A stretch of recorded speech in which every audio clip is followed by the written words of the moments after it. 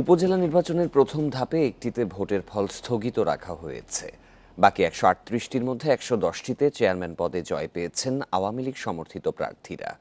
স্বতন্ত্র হিসেবে দাঁড়ানো প্রার্থীদের মধ্যে জয়ী হয়েছেন ১৯ জন। এছাড়া বিএনপির বহিষ্কৃত ৭, জাতীয় পার্টির ১ এবং ইসলামী শাসনতন্ত্র আন্দোলনের ১ জন প্রার্থী বিজয়ী হয়েছেন।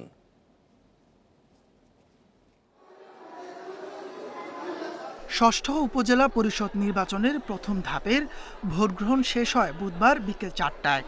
রাত ১২টার মধ্যে ১৩৯টি উপজেলার সবকটিতে বেসরকারিভাবে ফল ঘোষণা করা হয়। ফল ঘোষণার পর উল্লাসে মাতেন জয়ী প্রার্থীর সমর্থকেরা। অনেক জায়গায় বের হয় বিজয় মিছিল। কোনো প্রভাব মুক্ত ছাড়া আমরা শান্তিপূর্ণভাবে ভোট প্রদান করতে পেরেছি। প্রথম ধাপে ২২ উপজেলায় ভোট হয়েছে ইভিএমে, বাকিগুলো ব্যালটে। ১১০টিতে জয়ী হয়েছেন আওয়ামী লীগ সমর্থিত প্রার্থী, স্বতন্ত্র হিসেবে জয় পেয়েছেন ১৯ জন।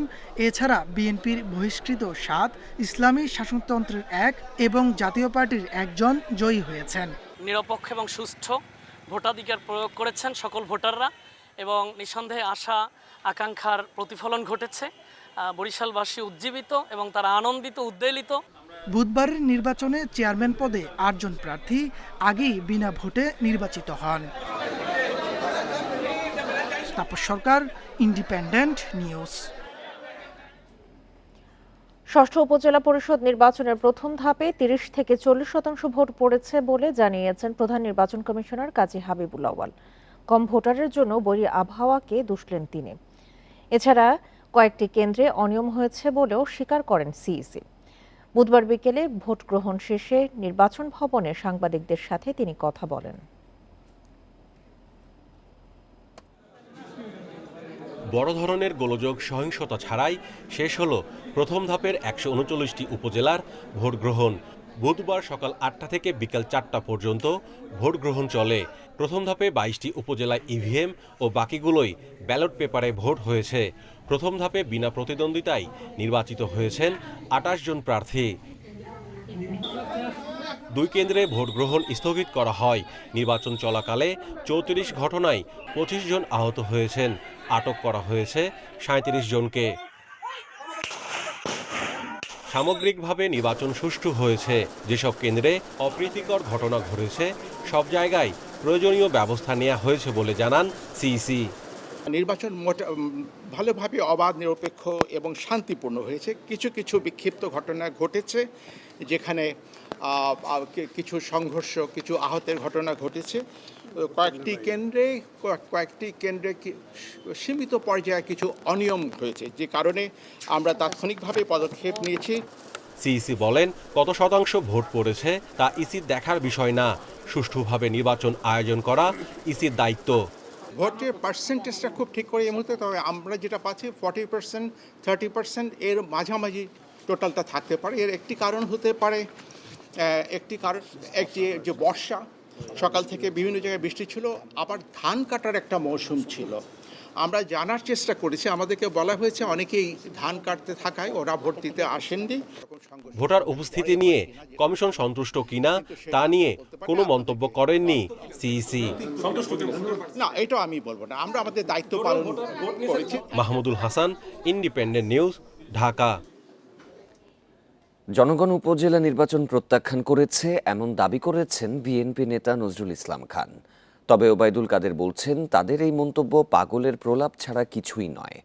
বুধবার নিজেদের কার্যালয়ে পাল্টাপাল্টি বক্তব্য দেন দুই দলের নেতারা। আওয়ামী লীগের অধীনে সুষ্ঠু ভোট সম্ভব নয় বলে বিএনপি দাবি করলেও কাদের বলেন, বিচ্ছিন্ন দু একটি ঘটনা ছাড়া পুরো প্রক্রিয়া শান্তিপূর্ণভাবে হয়েছে। বুধবার প্রথম ধাপে দেশের ১৩৯টি উপজেলায় নির্বাচন হয়েছে। সেখানে ৩০ থেকে ৪০% ভোট পড়ার কথা জানায় কমিশন। এই নির্বাচনে অংশ নেয়নি বিএনপি। এদিন বিকেলে রাজধানীর নয়াপল্টনে বিএনপির কার্যালয়ে এক সভায় যোগ দেন সিনিয়র নেতারা। দাবি করেন, আওয়ামী লীগের অধীনে কোনো নির্বাচনই সুষ্ঠু হবে না। সবাই বিশ্বাস করে যে সরকার ক্ষমতায় থাকলে সুষ্ঠু নির্বাচন না জাতীয় পর্যায়ে হবে না স্থানীয় পর্যায়ে হবে, কোনোখানে হবে না। কাজে একটা নির্দলীয় নিরপেক্ষ সরকারের অধীনে একটা সুষ্ঠু নির্বাচনের মাধ্যমে জনগণের শাসন, জনগণের সরকার কায়েম করাই এই মুহূর্তের দাবি। আওয়ামী লীগের ধানমন্ডি কার্যালয়ে নির্বাচন নিয়ে প্রতিক্রিয়া জানান দলের সাধারণ সম্পাদক ওবায়দুল কাদের। দাবি করেন দুই একটি বিচ্ছিন্ন ঘটনা ছাড়া ভোট সুষ্ঠু হয়েছে। বিএনপি নেতারাও অনেক ইলেকশন করছে, বিএনপি তাদেরকে বহিষ্কার করেও তো নির্বাচন থেকে দূরে সরে রাখতে পারে। স্থানীয় প্রয়োজনে স্থানীয় সরকারে বিরত রাখা, নিবৃত্ত রাখা খুব কঠিন। এর ভেতরে যে উপস্থিতি, আমরা বলছি আমরা এটাকে সন্তোষজনক মনে করি। 21 মে দ্বিতীয় ধাপে 160টি উপজেলায় নির্বাচন হওয়ার কথা রয়েছে। তৃতীয় ধাপে 29 মে এবং চতুর্থ ধাপে 5 জুন ভোট গ্রহণ হবে। Nahid Kamal, independent news, Dhaka. মধ্যপ্রাচ্যের চলমান সংকটের প্রভাব পড়তে পারে দেশের অর্থনীতিতে, তবে সরকার সম্ভাব্য সব সমস্যার সমাধানে সতর্ক। সংসদ অধিবেশনের প্রশ্নোত্তর পর্বে বুধবার বিকেলে একথা জানিয়েছেন প্রধানমন্ত্রী শেখ হাসিনা। তিনি বলেন, জ্বালানি ও খাদ্যপণ্যের দাম বাড়ার আশঙ্কা আমলে নিয়ে কাজ করছে সরকার।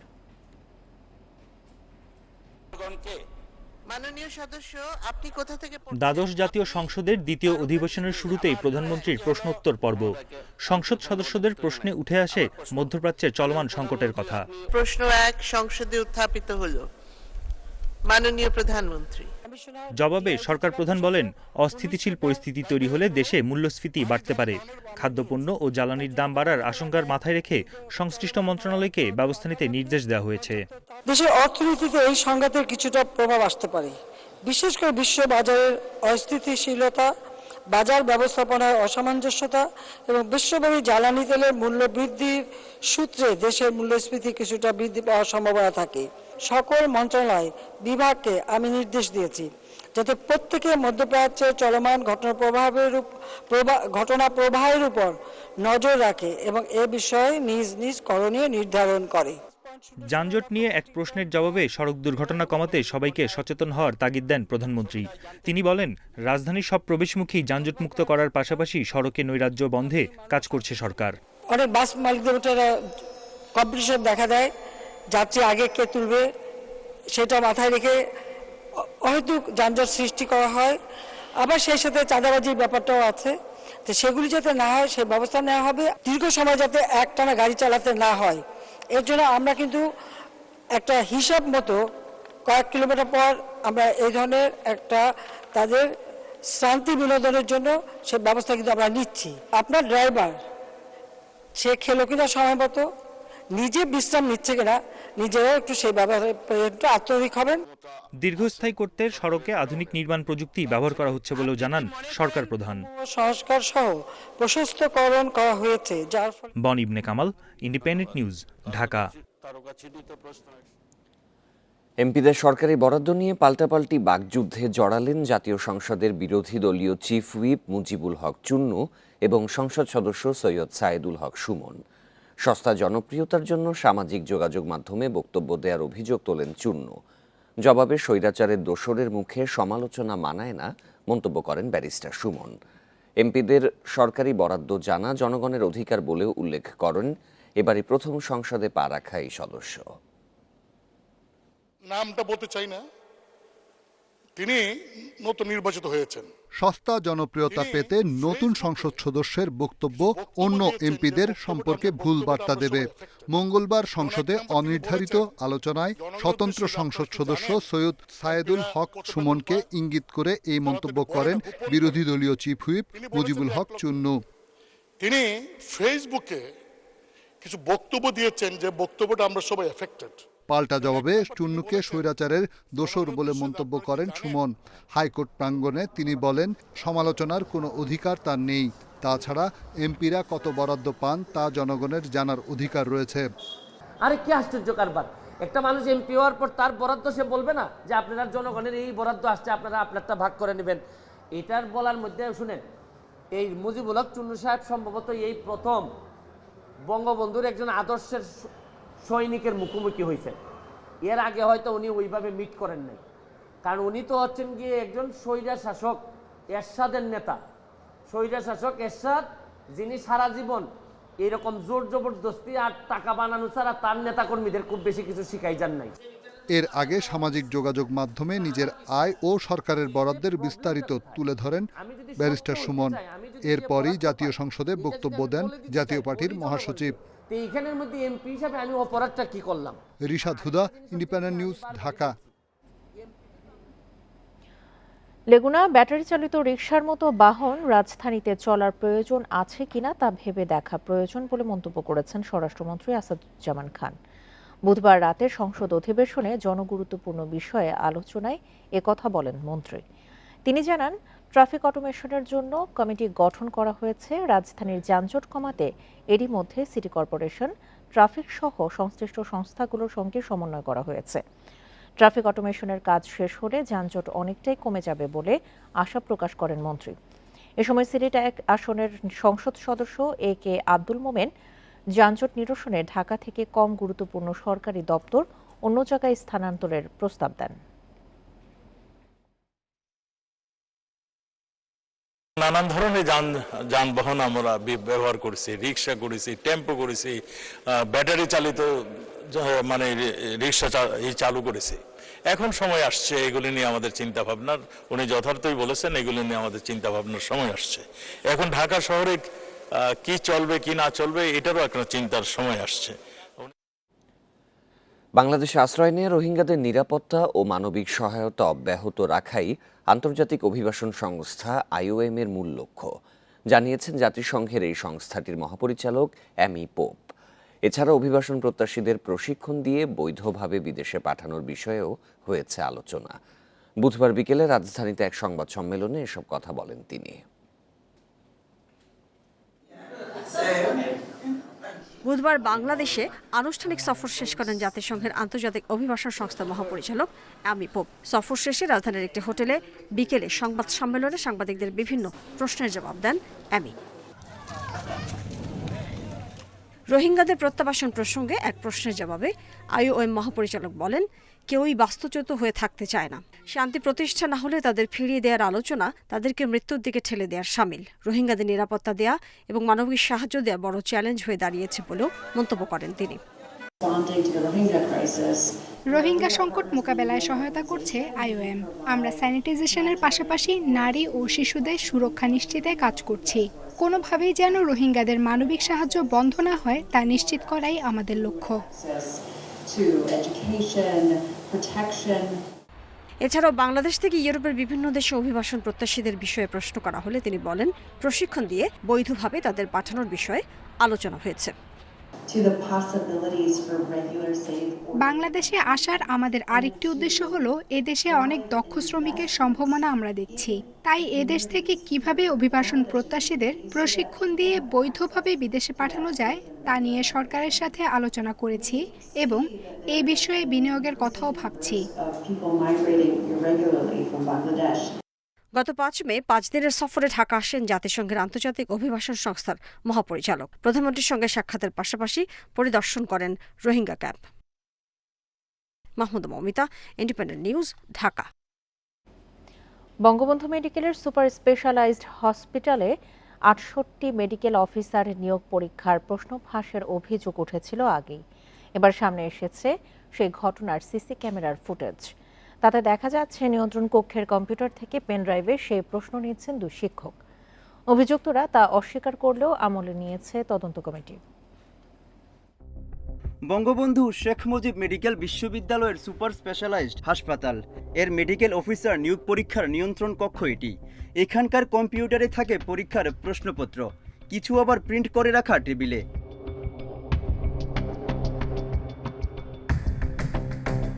স্পর্শকাতর এই কক্ষে সিসিটিভির ফুটেজে দেখা মিলে ২ বিশ্ববিদ্যালয় শিক্ষকের। একজন কম্পিউটারে বসে থাকা ব্যক্তিটি ফার্মাকোলজি বিভাগের সহযোগী অধ্যাপক জাহিদুল ইসলাম, পাশে দাঁড়ানো কার্ডিওলজির সহযোগী অধ্যাপক ফয়সাল ইবনে কবির। সেখান থেকে পেনড্রাইভে কিছু একটা সরিয়ে নিতে দেখা যায় তাদের। এতে অভিযোগ উঠেছে নিয়োগ পরীক্ষার প্রশ্নপত্র ফাঁস করেছেন তারা। যে ভিডিওতে আমরা যাদেরকে দেখলাম, যে সকল শিক্ষক, তারা তো আসলে প্রশ্নবিদ্ধ, তারা বিতর্কিত এবং তারা বিগত প্রশাসনের লেজুর ভিত্তিতে জড়িত ছিল। এটা আর একটা প্রশ্ন উঠতেই পারে, যে সকল চিকিৎসক তাদের সঙ্গে চলাফেরা করেছে তারা কেউ বাদ পড়ে নাই, এটা কিভাবে সম্ভব হলো? তবে ডাক্তার জাহিদুল ইসলাম বলেছেন পেনড্রাইভে কপি নিয়েছেন বানান সংশোধন করতে। আরেক ডাক্তার ফয়সাল ইবনে কবির নাকচ করেছেন সেই অভিযোগ। পেনড্রাইভটা যখন সাদা ডিসিটাতে দেই প্রিন্ট আউট বেরোচ্ছে, আমি কিন্তু কিছু কপি করিনি। আপনি খুব ভালো করে খেয়াল করে দেখেন যে প্রিন্ট আউট বেরোচ্ছে, তার মানে যে আমি যে 20-25টা প্রশ্ন তৈরি করছি আমার কলিগকে আমি দিয়েছি, ও প্রুফ রিডিং করবে। সাংবাদিকদের সাথে কথা বলতে হলে অথরিটির অনুমোদন লাগে। আপনাদের একটা অভিযোগ আছে যে আপনি প্রশ্নপত্র ফাঁস করেছেন। জি না, অভিযোগ সত্য নয়। এটা কি আপনার কোনো বক্তব্য আছে কিনা? অভিযোগ সত্য নয়। গত বছরের 20 অক্টোবর হওয়া 68 জন মেডিকেল অফিসার নিয়োগের সেই লিখিত পরীক্ষার প্রশ্নপত্র ফাঁসের অভিযোগ ওঠে। প্রতিবাদে হয় শিক্ষক শিক্ষার্থীদের আন্দোলন। উপাচার্যের কাছে স্মারকলিপি দিলে গঠিত হয় তদন্ত কমিটিও। এছাড়া এই ফুটেজ আমলে নেওয়ার কথাও বলেছেন তদন্ত কমিটির সদস্য অধ্যাপক AK জাহিদ হোসেন ও প্রক্টর হাবিবুর রহমান দুলাল।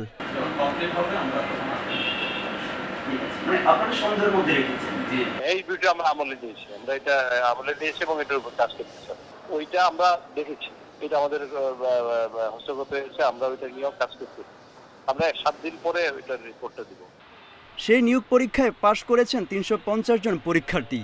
অভিযোগ রয়েছে তাদের মধ্যে অন্তত 50 জন ফাঁস হওয়া প্রশ্ন পেয়েছেন। এর মধ্যে 10 জন সাবেক উপাচার্যের ঘনিষ্ঠ, বাকি 40 জন তা পেয়েছেন টাকার বিনিময়ে। Mohammad Omar Faruk, independent news, Dhaka. শুরু হয়েছে চলতি বছরের হজ ফ্লাইট।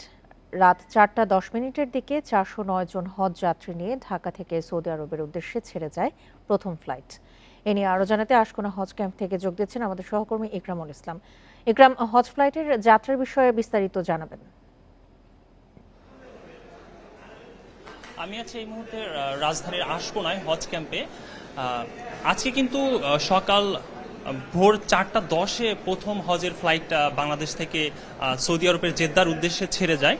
আর সেই ফ্লাইটে 409 জন যাত্রী ছিলেন, হজ যাত্রী ছিলেন। এছাড়া আমরা দেখেছি যে সকাল 7টায় কিন্তু আরেকটা ফ্লাইট সৌদি আরবের উদ্দেশ্যে ছেড়ে যায়।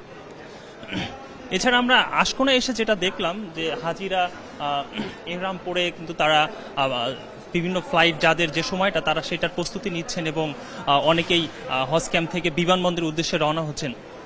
আমরা একাধিক সম্মানিত হাজিদের সাথে কথা বলেছি, তারা তাদের অনুভূতিগুলো জানিয়েছেন। তারা বলছেন যে আল্লাহর রাস্তায় হজের উদ্দেশ্যে তারা যাচ্ছেন, তারা দেশবাসীর কাছে দোয়া চেয়েছেন এবং তারাও দেশবাসীকে জন্য দোয়া করবেন সেই বিষয়টা জানিয়েছেন। এবছর কিন্তু 85,257 জন বাংলাদেশি সৌদি আরবে হজের উদ্দেশ্যে যাবেন।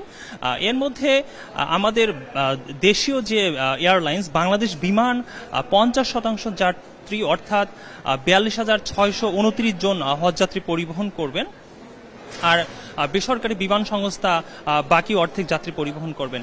এছাড়া সুষ্ঠুভাবে জানাবেন হজের সার্বিক ব্যবস্থাপনা নিয়ে যাত্রীদের কোনো অভিযোগ আছে কিনা?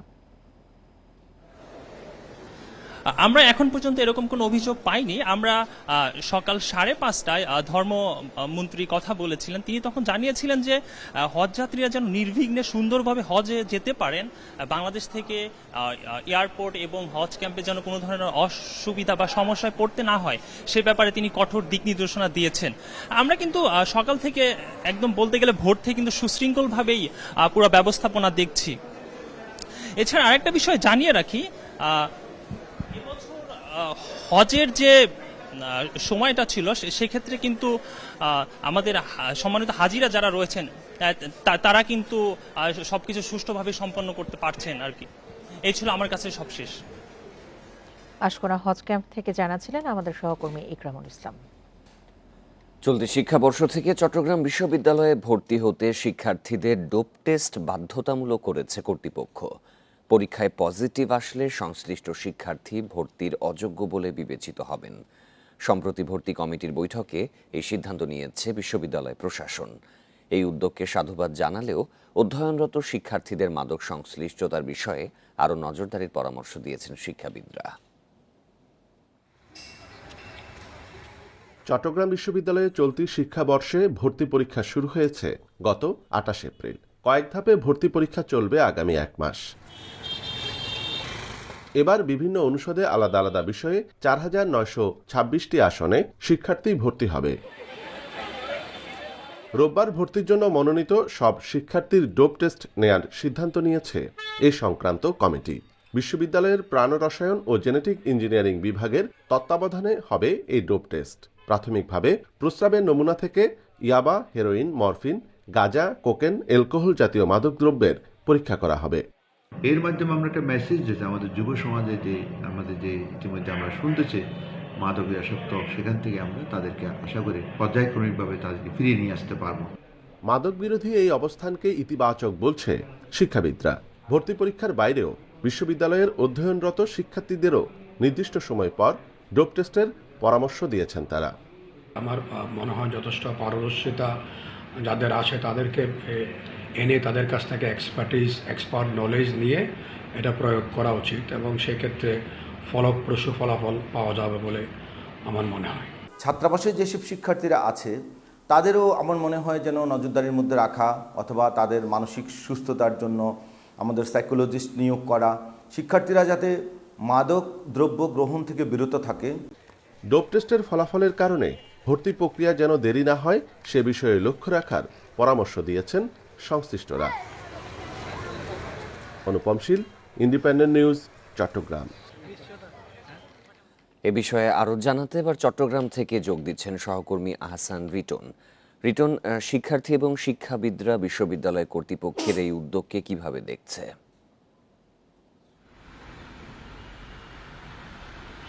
দেখুন, বিশ্ববিদ্যালয় কর্তৃপক্ষ এবং বিশ্ববিদ্যালয়ের বাইরে যে সমস্ত বিশেষজ্ঞ রয়েছেন, অর্থাৎ যারা যুব সমাজকে নিয়ে কাজ করেন, তারা আসলে সবাই এই যে উদ্যোগ সেটিকে আসলে তারা সাধুবাদ জানিয়েছেন এবং আগামী গত 28 এপ্রিল থেকে যে ভর্তি পরীক্ষা শুরু হয়েছে, ভর্তি পরীক্ষার যে প্রক্রিয়া সেটি শেষ হওয়ার পর 4,926 জন শিক্ষার্থী নতুন করে চট্টগ্রাম বিশ্ববিদ্যালয় বিভাগে ভর্তি হবে এবং ভর্তি হওয়ার সময় তাদেরকে আসলে এই যে ডোপ টেস্ট সেটির আওতায় আনা হবে।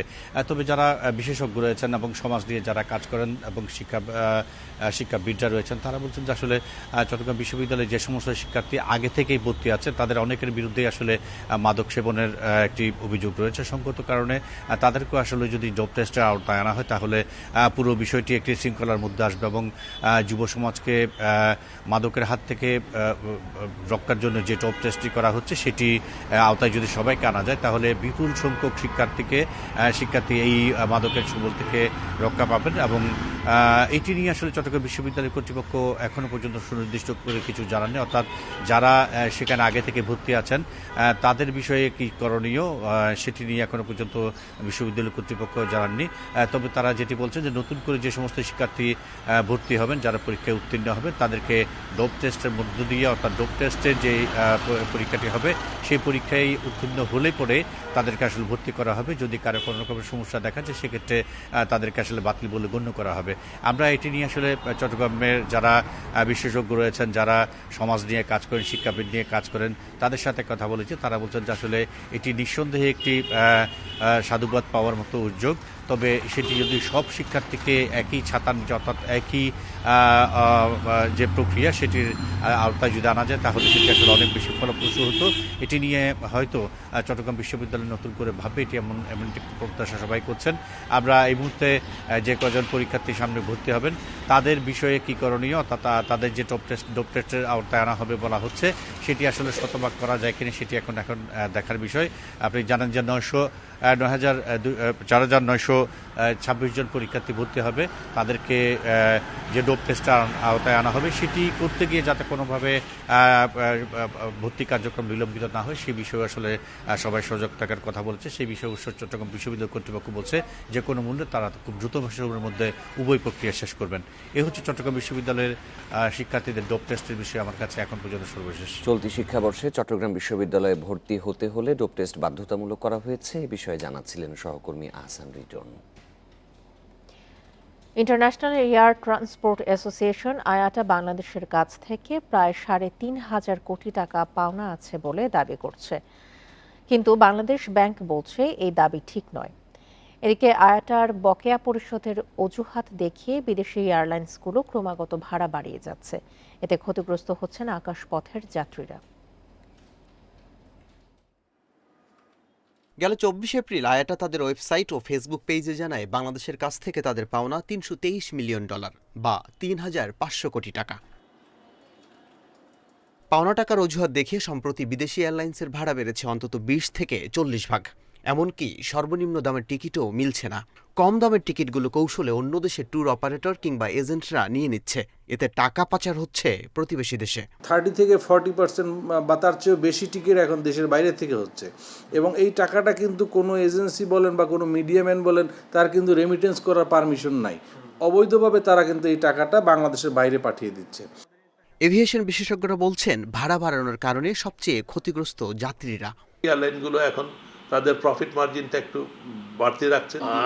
এটা আলটিমেটলি আমরা যারা প্যাসেঞ্জার বা আমরা যারা এক্সপোর্টার আমাদের ঘাড়ে আসে পড়ছে এবং আমাদেরকে সেটা বাধ্য হয়ে বহন করতে হচ্ছে। কিন্তু বাংলাদেশ ব্যাংক দাবি করছে আয়াটা 323 মিলিয়ন নয়, বাংলাদেশের কাছে পাবে মাত্র $51 মিলিয়ন, যা বিদেশি এয়ারলাইন্সগুলো নিজ নিজ দেশে নিয়ে যেতে পারবে। এপ্রিলের 25 তারিখে সেটা এখন আউটস্ট্যান্ডিং আছে 161 মিলিয়ন। ঠিক আছে, এই অ্যামাউন্টটা তারা পাবে। তার মধ্যে একটি ফরেন ব্যাংকের কাছে আছে 110 মিলিয়ন। ওই ব্যাংকের সঙ্গে যারা অ্যাকাউন্ট মেনটেন করেন, এটা কিন্তু ব্যাংক আর তার কাস্টমারের রিলেশনশিপ, এটা বাংলাদেশ ব্যাংকের আসলে কোনো কিছু নেই। তবে পাওনা টাকা নিয়ে বিভ্রান্তি দূর করতে আপাতত কোনো উদ্যোগ নিচ্ছে না বাংলাদেশ ব্যাংক। বিভিন্ন সরকারি থেকে আমরা মনে করি যে তারাই এটা যদি রেজ করে। এভিয়েশন বিশেষজ্ঞরা বলছেন, পাওনা টাকার অজুহাত দেখিয়ে টিকিটের দাম যাতে না বাড়ে সে ব্যাপারে সরকারের ব্যবস্থা নেওয়া উচিত। অন্যদিকে মাসের পর মাস টিকিটের টাকা বকেয়া থাকলে দেশের ভাবমূর্তি নষ্ট হতে পারে। আল আমিন হক অহন, ইন্ডিপেন্ডেন্ট নিউজ, ঢাকা। গণমাধ্যমে সংবাদ প্রচারের পর অবশেষে যশোর ঝিনাইদহ সড়ক সংস্কার শুরু করেছে ঠিকাদারি প্রতিষ্ঠান। ব্যস্ততম এই রাস্তার বিভিন্ন অংশে উঁচু নিচু ঢিবি তৈরি হওয়ায় ঝুঁকি নিয়ে চলার পাশাপাশি প্রায়শই ঘটছে দুর্ঘটনা। স্থানীয়দের অভিযোগ, নজরদারি না থাকায় নিম্নমানের কাজ করেছেন ঠিকাদার। খুলনা বিভাগের সাথে উত্তরাঞ্চলের যোগাযোগের মাধ্যম এই সড়ক। 2 লেনের রাস্তার মাঝখানে পিচ সরে ও ডেবে সৃষ্টি হয়েছে অন্তত 6টি বিভাজক, কোথাও কোথাও উঁচু টিবি। স্থানীয়দের অভিযোগ, নিম্নমানের নির্মাণ সামগ্রী ব্যবহার করায় 15 কিলোমিটার রাস্তার বেশিরভাগ অংশে তৈরি হয়েছে একাধিক বিভাজক, যেখানে চলাচল হয়ে উঠেছে ঝুঁকিপূর্ণ। উঁচু নিচু হয়ে গেছে, মানে গাড়ির চলার কোনো পরিবেশ ভালো না, অ্যাক্সিডেন্ট প্রতিদিনই তো প্রায় হচ্ছে। ছোট ছোট যানবাহনগুলো চলাচল বেশি সমস্যা, বড় বড় সমস্যা যাচ্ছে। বুঝছেন যে কাজ হয়েছে, রাস্তা খুবই কুমা কাজ হয়েছে, রাস্তা অবস্থা খুবই ভয়াবহ খারাপ। 16.5 কোটি টাকা ব্যয়ে ঝিনাইদহ যশোর সড়কের 48 কিলোমিটার সংস্কার কাজ শেষ হয় গত 10 এপ্রিল, কিন্তু 15 দিন না যেতেই বেহাল হয়ে পড়ে এর 15 কিলোমিটার অংশ। এজন্য কাজের মান নয়, তাপপ্রবাহকে দুষছেন সড়ক বিভাগের কর্মকর্তা। অতিরিক্ত তাপমাত্রা, এটা তো বিটুমিনের রাস্তা, হ্যাঁ, পিচের রাস্তা। পিচের ধর্ম হলো যে তাপমাত্রা বেশি হয় তখন সেটা নরম হয়ে যায়। নরম অবস্থায় যখন ওটার উপর দিয়ে গাড়ির চাকা যায় এবং অতিরিক্ত ওজনের গাড়ির চাকা যায়, তখন সেটা কিন্তু আরো সহজে বসে যায়। গণমাধ্যমে সংবাদ প্রচারের পর 2 কিলোমিটার অংশে আবারও সংস্কার শুরু করেছে ঠিকাদারি প্রতিষ্ঠান। কর্মকর্তাদের গাফিলতির কারণেই সরকারি অর্থের অপচয় হচ্ছে বলে মনে করছেন বিশিষ্টজনরা। Independent news. দাতা সংস্থা IMF এর ঋণের তৃতীয় কিস্তির $115 কোটি শিগগিরই পাচ্ছে বাংলাদেশ। আর্থিক খাতের সংস্কারে বাংলাদেশ ব্যাংক ও সরকারের নানা পদক্ষেপে সন্তুষ্ট হয়ে এমন আশার কথা জানিয়েছে ঢাকায় সফররত মিশন। বুধবার সন্ধ্যায় সচিবালয়ে সংবাদ সম্মেলনে এসব কথা জানিয়েছেন মিশন প্রধান ক্রিস পাপাজর্জিও। তবে এসব সংস্কারের ফলে এবছর মূল্যস্ফীতি কমবে না বলেও জানিয়েছে সংস্থাটি।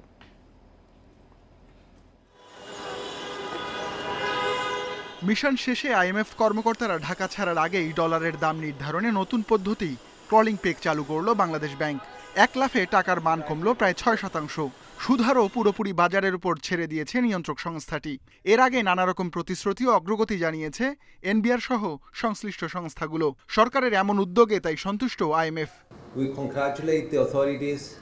বাংলাদেশের কর্তৃপক্ষকে অভিনন্দন জানাই। জ্বালানি তেলের দাম নির্ধারণে নতুন ফর্মুলা সহ অনেক সংস্কারে দৃশ্যমান অগ্রগতি হয়েছে। বৈশ্বিক চাপ যদি বাড়ে, আরও সংস্কারের জন্য প্রস্তুত থাকতে হবে। তবে প্রশ্ন উঠছে, এত শর্ত পূরণ কিংবা সংস্কারে অর্থনীতিতে কি লাভ হচ্ছে? আইএমএফ বলছে আপাতত তেমন স্বস্তি নেই। ডলারের দাম বাড়ায় পণ্যের দাম বাড়বে, এবছর মূল্যস্ফীতি থাকবে 9% উপরে, জিডিপি প্রবৃদ্ধি নামবে 5.4%। সংস্থাটি জানিয়েছে আগামী বছর মূল্যস্ফীতি 7.2% হতে পারে। দীর্ঘমেয়াদে লাভবান হবে বাংলাদেশ। সামষ্টিক অর্থনীতি ধীরে ধীরে স্থিতিশীল হবে। এবছর প্রবৃদ্ধি হতে পারে 5.4%, তবে আগামী বছর বাড়বে। অর্থনীতিবিদদের অভিযোগ, অর্থ পাচার, কর ফাঁকি, সরকারের অনুন্নয়ন ব্যয়সহ নানা ইস্যুতে নীরব আইএমএফ। এসব সমালোচনারও জবাব দেন কর্মকর্তারা। Money laundering is key and is part of our policies in the IMF. IMF অর্থ পাচার ইস্যুতে নীরব নয়। অর্থ পাচার ঠেকানো আমাদের মূলনীতির অংশ। কর ফাঁকি ও অর্থ পাচার ঠেকাতে আমরা এনবিআর ও বিএফআইইউ এর সাথে কাজ করছি। And I think has been a main target in our supported program. এর আগে আইএমএফ কর্মকর্তাদের সঙ্গে বৈঠক শেষে অর্থ প্রতিমন্ত্রীও জানান, ঋণের তৃতীয় কিস্তি পেতে কোনো সংশয় নেই। অর্থনীতির গতি বাড়াতে সংস্কার অব্যাহত থাকবে। Ruhul Amin, independent news, Dhaka. দুর্বল ইন্টারনেট লাইন ব্যবহার করতে বাধ্য করা হচ্ছে গ্রাহককে। একাধিক সিম কিনেও কাঙ্ক্ষিত মোবাইল সেবা মিলছে না। মোবাইল ইন্টারনেট প্যাকেজের মেয়াদ ও অতিরিক্ত দাম নিয়ে প্রশ্ন তুলেছেন অনেকে। বুধবার বিটিআরসির গণশুনানিতে এসব অভিযোগ করেন মোবাইল গ্রাহকরা। সমস্যা সমাধান করে সেবার মান বাড়ানোর আশ্বাস দিয়েছেন টেলিযোগাযোগ প্রতিমন্ত্রী। বুধবার বিটিআরসি ভবনে আয়োজিত গণশুনানিতে অংশ নিতে অনেক গ্রাহক হাজির হন। অনেকে অনলাইনে অভিযোগ করেন। সব মিলিয়ে 3000-এর বেশি অভিযোগ করেন মোবাইল ও ইন্টারনেটের গ্রাহকরা। উঠে আসে টেলিকম অপারেটরগুলোর নেটওয়ার্কের দুর্বলতা, ইন্টারন্যাশনাল রোমিং জটিলতা, দুর্বল সেবার মান সহ নানা অভিযোগ। ধানমন্ডির মতো লোকেশনে আমি নেটওয়ার্ক পাচ্ছি না, কিন্তু আনফরচুনেটলি তারা আমাকে কোনো সলিউশন দিতে পারে নাই। ব্যালেন্সের রিচার্জের মেয়াদ 35 দিন মেয়াদ করে দেওয়া হলো। সবচেয়ে অবাক বিষয় হচ্ছে যে তারা গ্রাহকের ব্যালেন্স ফ্লাশ করে নিয়ে যাচ্ছে। এ সময় এক গ্রাহকের অভিযোগে তাৎক্ষণিক ব্যবস্থাও নেন টেলিযোগাযোগ প্রতিমন্ত্রী। আমি এখন 1 ঘন্টার মধ্যে ওই সংশ্লিষ্ট স্থানে যাব। আমি বিটিসিএলকে নির্দেশ দিয়েছি যে ডিজিএম মহোদয় উনি দ্রুত গিয়ে আমাদের যে গ্রাহকের অভিযোগটা আসলো সেটা দেখে সরজমিনে পরিদর্শন করে ওখানে গ্রাহক যদি চায় বিটিসিএল এর কানেকশন উনি যত দ্রুত সম্ভব এটা দেবেন। গ্রাহকরা বলেন মোবাইলে তাদের ব্যালেন্সের টাকার হিসাব পাওয়া যায় না, এমনকি বিভিন্ন প্যাকেজ নিয়েও তাদের অভিযোগের শেষ নেই। আপনার 24 ঘন্টা মেয়াদ রবি, আর এয়ারটেল 19 টাকা 31 দিন 3 দিন মেয়াদ, আর গ্রামীণে 2 দিন মেয়াদ। আমার প্রশ্ন হচ্ছে এই জিনিসগুলো কি স্যার পৌঁছে দেয়? এটির মেয়াদ থাকবে কেন? আমরা যেটা করেছি সেটা যে তাদের সাথে বসছি এই বিষয়ে এবং আমরা সুনির্দিষ্ট কিছু নীতিমালা আমরা প্রণয়ন করতে চাই। ম্যাক্সিমাম মিনিমাম ব্যালেন্স কত হওয়া উচিত এবং এই ব্যালেন্সের মেয়াদকাল কেমন হওয়া উচিত। এসব অভিযোগ সমাধান করার আশ্বাস দেন বিটিআরসি চেয়ারম্যান। আমরা একটি কমিটি করে আসলে আমাদের বিটিআরসির কি করণীয় আছে এখানে সেই করণীয়গুলি নির্ধারণ করে আমরা চেষ্টা করব আপনাদের যে আকাঙ্ক্ষা একটি নিরবিচ্ছিন্ন কোয়ালিটিফুল টেলিকমিউনিকেশন সিস্টেম বিটিআরসি শেষ পর্যন্ত ওই জায়গায় থাকবে। গ্রাহকরা বলছেন শুনানি করে লাভ নেই যদি না তাদের সমস্যার সমাধান হয়। ইকরামুল কবির, ইন্ডিপেন্ডেন্ট নিউজ, ঢাকা। দেশের সবচেয়ে বেশি বজ্রপাত হয় মে মাসে, গড়ে 14টি। এ সময় প্রায় 32 লাখ বার দেখা যায় বজ্রবিদ্যুতের ঝলক। আর বেশি ঝুঁকি রাত 8টা থেকে রাত 10টা পর্যন্ত। অস্ট্রেলিয়ার কার্টিন বিশ্ববিদ্যালয়ের গবেষণা বলছে বায়ু দূষণ, তাপপ্রবাহ ও উঁচু গাছ কেটে ফেলার প্রভাবেই এই প্রবণতা বাড়ছে। তীব্র তাপপ্রবাহ শেষে স্বস্তির বৃষ্টির সঙ্গে আতঙ্ক হয়ে এসেছে বজ্রপাত। শুধু মের প্রথম সপ্তাহে পূর্বাঞ্চল ও হাওরে প্রাণ যায় অন্তত 20 জনের। বজ্রপাতে মৃতদের 70% মাঠে কাজ করা কৃষক, আর গোসল ও মাছ ধরার সময় মৃত্যু হয়েছে 13%। দুর্যোগ মন্ত্রণালয়ের তথ্য বলছে এতে বছরে গড়ে মৃত্যু হয় 265 জনের। গত 12 বছরে প্রাণহানি 3000-এরও বেশি। গবেষকেরা বলছেন বজ্রপাত বাড়ার বড় কারণ বায়ু দূষণ, বৈশ্বিক উষ্ণতা বৃদ্ধি ও উঁচু গাছ কেটে ফেলা। কোথাও 1 ডিগ্রি উষ্ণতা বাড়লে বজ্রপাত বাড়ে 12%। বন্যা, ঘূর্ণিঝড় পূর্বাভাস দিয়ে প্রাণহানি কমানো গেলেও বজ্রপাতে সে সুযোগ নেই। মোট বজ্রপাতের 70% এপ্রিল, মে ও জুনে। ঢাকার যে ডিস্ট্রিক্ট, আশেপাশের ডিস্ট্রিক্ট নরসিংদী, ব্রাহ্মণবাড়িয়া, কিশোরগঞ্জ, সেই এলাকাতে বজ্রপাতে যে মানুষের নিহত হওয়ার সংখ্যা, এটার সাথে বায়ু দূষণ একটা সম্পর্ক আমরা পাইছি। বায়ু দূষণ যেটা করে সেটা হচ্ছে যে আকাশে বায়ু দূষণ তো এক জায়গায় থাকে না। যখনই আপনার এই বাতাস আসে সে তখন চলে যায়, চলে গিয়ে সারাউন্ডিং এরিয়াতে সে হাইড্রোমেটিওলজি, যেটা টপ অ্যাটমসফিয়ারের যে আপনার এই যে আইস ক্রিস্টাল, মেঘ যেগুলি থেকে হয় বা শিলাকণা যেগুলি থেকে হয়, ওই যে মাইক্রোফিজিক্যাল প্রসেসেস, এই প্রসেসটাকে সে চেঞ্জ করে ফেলে। মৌসুমি বায়ু প্রবেশের আগের 2 মাস এপ্রিল ও মেতে সিলেট, সুনামগঞ্জ ও মৌলভীবাজারে এর প্রকোপ থাকে বেশি। বর্ষায় তীব্রতা বাড়ে সুনামগঞ্জ সহ রাঙ্গামাটি, চট্টগ্রামে। শীতে বেশি আক্রান্ত হয় খুলনা, সাতক্ষীরা ও বাগেরহাটে। ট্রান্সবাউন্ডারি বজ্রঝড় এবং হাইলি লোকালাইজড বজ্রঝড়ের প্যাটার্ন এবং তার শক্তিমাত্রার মধ্যে কিছুটা ব্যত্যয় ঘটেছে। তবে দীর্ঘ তাপপ্রবাহের পরে যদি বজ্রঝড় হয় তার শক্তিমাত্রা অনেক বেশি থাকে। দেশের আকাশে দেখা মেলে 3 ধরনের বজ্রবিদ্যুতের।